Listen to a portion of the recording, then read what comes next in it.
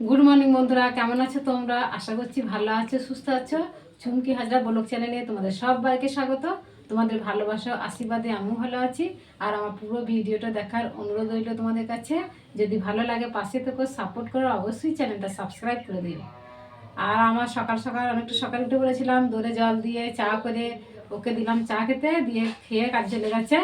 আর কালকে দেখো এক কট্টো দেখলো তো পটল ভরলাম, আজকে কত ফাঁকা হয়ে গেছে। আর এই গুড় পিঠেগুলো পাশের বাড়ি আমাদের মেজমা বলি, সে দিয়েছে, 4টে দিয়েছিল, 2টো খেয়ে নিয়েছে, বিটটা 2টো আছে, এখন চা দিয়ে খাবো। এটাও আম্বলা জিনিস, সেটাও আম্বলা জিনিস, তাও খাবো চা দিয়ে। কী করবো বলো, আম্বল হয় বলে কি খেতেও তো মন হয়, খাই এখন চা দিয়ে। আমাদের চা খাওয়া হয়ে গেছে, দিয়ে বিট্টু গেছিলো দোকানে ভুসি আনতে, ভুসি শেষ হয়ে গেছিলো, সেগুলি কোটো ভরছি আর বিচ্ছুরামকে খেতে দিয়ে দিলাম, ও খাচ্ছে ওইদিকে। দিয়ে আমি ঘর পিঁড়ে উঠোন এসব ঝাঁট দেওয়া হয়ে গেছে, এবার নাচ ঘরটা ঝাঁট দিচ্ছি ভালো করে। তো দেখেছো আজকে আমি সোয়েটার পরেছি, কিন্তু কালকে যখন বাক্সতে ভর্তি গেছিলাম না জামাগুলো শাড়িগুলো, তখনই আমি সোয়েটারটা বার করলাম। কি দরকার বাবা, শুধু শুধু শীত খাওয়া, হাতালা ব্লাউজ পরে 400 টাকা নিয়েও শীত খাচ্ছে। আর এখন কতদিন শীত পরে আছে, আর এতদিন তো শীত খাওয়া সম্ভব নয়। আর দেখো আমি যত ঝুলছি জামা কাপড় প্যান্ট এগুলো সব নামিয়ে নামিয়ে আবার গুছিয়ে গুছিয়ে তুলবো, ভাঁজ করে করে তুলবো। ওরা শুধু এরকম করে তুলে রেখে দেয়, জানো, হুস হুস করে ছুঁড়ে ছুঁড়ে রেখে দেয়, আর আমাকে গুছিয়ে গুছিয়ে রাখতে হয়। রোজই এরকম হয়, আর কত গুছাবো একা মানুষ। জামা কাপড়টা গুছিয়ে তুলে নিয়ে চলে এলাম পিড়েটা মুছতে। আর বিট্টু গেছে জেরক্সের দোকান, আধার কার্ডে জেরক্স করবে আর হাফ ছবি চাই, আজকেও ভরতে হবে স্কুলে। বললো মা আধার কার্ডে একটা জেরক্স চাই আর হাফ ছবি চাই। তো আমাদের কাছেই দোকান আছে, আমাদের বাড়ির কাছেই দোকান আছে, সেখানে গেল। আমি বলছি বেশ, ওই সব তো কিছু করা নাই, তো করে নিয়ে আয়গা। তাই ও দোকানে গেছে করতে, আজকেই ভর্তি হবে। আজ বউ ভর্তি হবে, বই কিনবে, অনেকগুলো টাকা পয়সা দরকারও আছে। আর ওই দেখো বিট্টু চলেও এসেছে, টাকা নেবে মনে হয়। তো আমাদের তো খুবই ইচ্ছা ছেলে পড়ুক, পড়াবো যত কষ্টই হোক। হ্যাঁ, ওর বাবা টাকা ধার করে নিয়ে এসেছে আগাম, যে না ছেলে ভর্তি হবে, বই কিনতে হবে, ভর্তি করতে টাকা লাগবে। কিন্তু ছেলেরও তো পড়ার আগ্রহ চাই বলো। ছেলে যদি পড়ার আগ্রহ থাকে না, বাবা মায়ের যতই কষ্ট হোক বলবে না, যত কষ্টই হোক পড়াবো। কিন্তু ছেলে যদি আগ্রহ না থাকে, তখন বাবা মায়ের তো মন ভেঙে যায়, কষ্ট হয়। আমি বলি কি যে ফার্স্ট সেকেন্ড বয় হতে হবে না, পড়াশোনা করে অনেক নাম্বারও তুলতে হবে না, কিন্তু ভালো মতো নাম্বার তুলে পাসটা যেন করিস, তাতেই আমরা খুশি, আমরা সন্তুষ্ট। এরকম করে রোজই বুঝাই বলি, কিন্তু ছেলে কতটা নিতে পারে আমি জানি না কো। হ্যাঁ, তো ছেলেদের সে বুদ্ধি হতে হবে। আমার ছেলে 8 থেকে 9-এ উঠবে। আর আমাদের পাড়াতেই একটা ছেলে বইগুলো দেবে বলেছে, ওর কাছেই বইগুলো কিনবো, নতুন বই আর কিনবো না। এইদিকে আমি কাজ করছি আর ওইদিকে কাজে গেছিলো, দিয়ে সবজিওয়ালারা সেই ভ্যানে করে নিয়ে যায় সবজি, ভালো বেগুন দেখেছে, বেগুনগুলো কিনে দিয়ে গেল, দিয়ে বললো আজকে বেগুন পোড়াবে, মুড়ি খাবো, আজকে আলুর তরকারি বা আলু ভাজা করা দরকার নাই।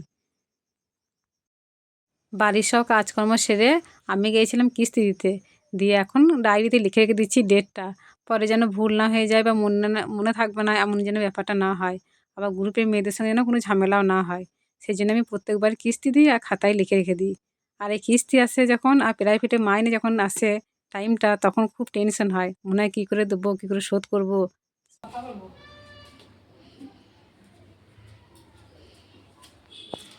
ও কাজ করতে গিয়ে এই বেগুনগুলো কিনে এনেছে, আর আমি এই শাকগুলো আর এই লাউটা কিনে নিয়ে এলাম, আমাদের পাড়াতেই একটা ঠাকুমার কাছে নিয়ে এলাম। তাড়াতাড়ি করে চান করে চলে এলাম বেগুনটা পোড়াতে, কেননা ও মুড়ি খেতে চলে আসবে এখনই, 10:30 বেজে গেছে। আর এসে আর বসে থাকতে পারে না বেশিক্ষণ, মানে টাইম পায় না, আবার তো যেতে হবে কাজে, সেই জন্য। আর আমি দেখছি বেগুন পোড়াতে পোড়াতেই ও চলে এসেছে, তাড়াতাড়ি করে বেগুনটা পোড়াচ্ছি। আর বেগুনটা না খুব নরম ছিল, এখনকার বেগুন তো সবই জালি হয়, একটা বুড়ো হয় না, তার জন্য নয়। আর বেগুনগুলো খুব মিষ্টিও ছিল আর নরমও ছিল।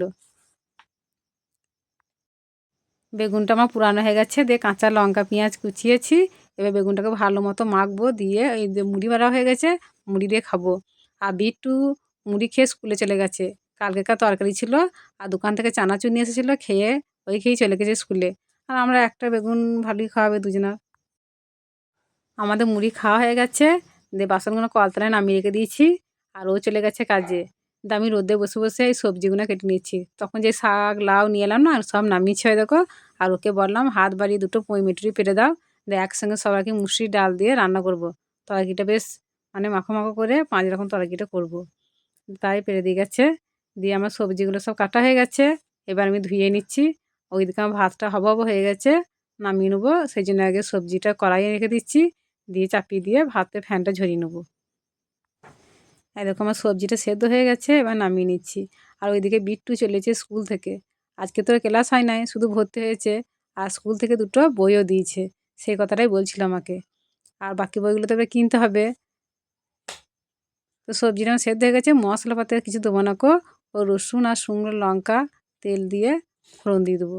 আজকে ওইভাবেই রান্নাটা করব। আর এই তরকারি ওইরকম করে রান্না করলেই ভালো লাগে বেশি, মশলা দিলে অত ভালো লাগে না।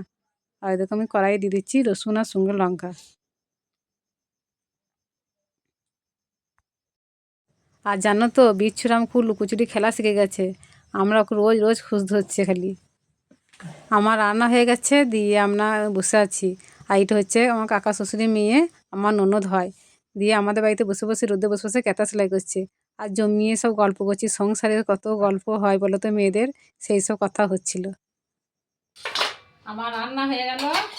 আর আজকে রান্না করেছি, এই দেখো, অনেক কিছু দিয়ে তরকারি, মানে অনেক কিছু বলতে ওই পই মেটুরি, পালং শাক, লাউ, আলু, মুসুরির ডাল দিয়ে তরকারি, ঘ্যাঁট তরকারি, আর ডিম ভাজা, আর টক, মিশি টক করেছি একটু। আজকে আর ভাত খেয়ে বসি নাই, 2 বালতি জল নিয়ে আসি বাসনগুলো ধুবো বলে।